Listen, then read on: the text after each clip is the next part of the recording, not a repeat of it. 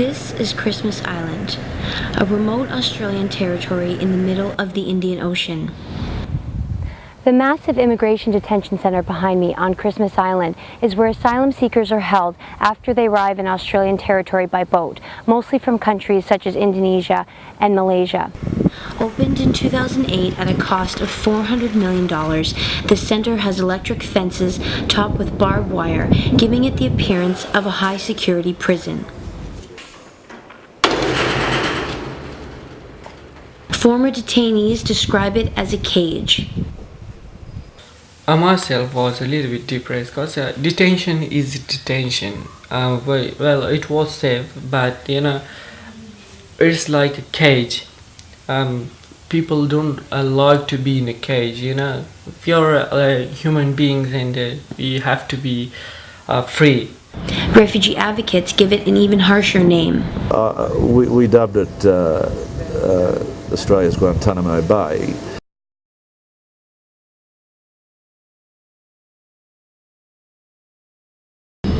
Murtaza Ali Jafari sketches in his notebook in the large backyard of a home in the Blue Mountains, about 50 kilometers northwest of Sydney. Jafari is a Hazara refugee who came to Australia by boat in March 2010. After 26 months in immigration detention, Jafari is now living with an Australian family in community detention. But like many refugees who spent years in immigration detention, Jafari is dealing with deep emotional scars. 1 year I didn't have any visitor. I was waiting for one question. Someone came from outside, asked me, "How are you?"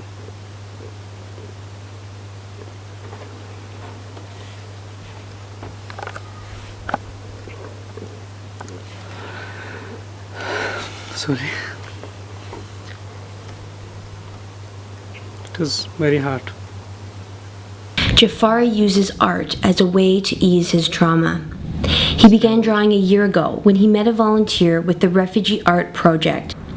The project tries to give a creative outlet to detainees and take their mind off the stress of detention.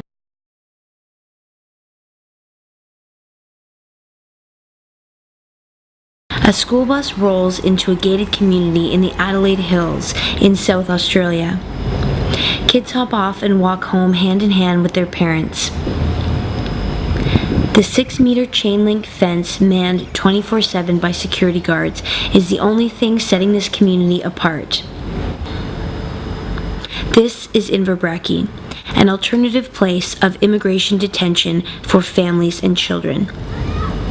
The 371 people who live here came to Australia by boat and are waiting to be released into community detention or on protection visas. The compound has a community center where kids often gather after school to play pool or ping pong or other games. Roddy Emblem is a former coordinator with the Hill Circle of Friends. He's a Canadian who's lived in Adelaide for over 13 years. He's opposed to any detention of children. Inverbrackie is better than most because it's up in the hills here. We got nice grass and trees around the place, but it's still a prison. These kids are losing their childhood.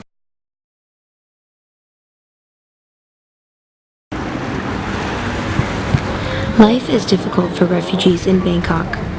25-year-old Chandru is a Tamil refugee who fled Sri Lanka in 2007 during the Civil War. Shortly after arriving in Bangkok, Chandru was arrested and held in a Thai immigration detention center for 4 years. His sisters and mother were arrested 2 years later, and the family was finally released on bail in 2011. Because Thailand is not a signatory to the Refugee Convention, the government considers refugees and asylum seekers illegal immigrants. Refugees are not allowed to go to school, work, or collect social assistance, and they're in constant fear of being arrested by the authorities.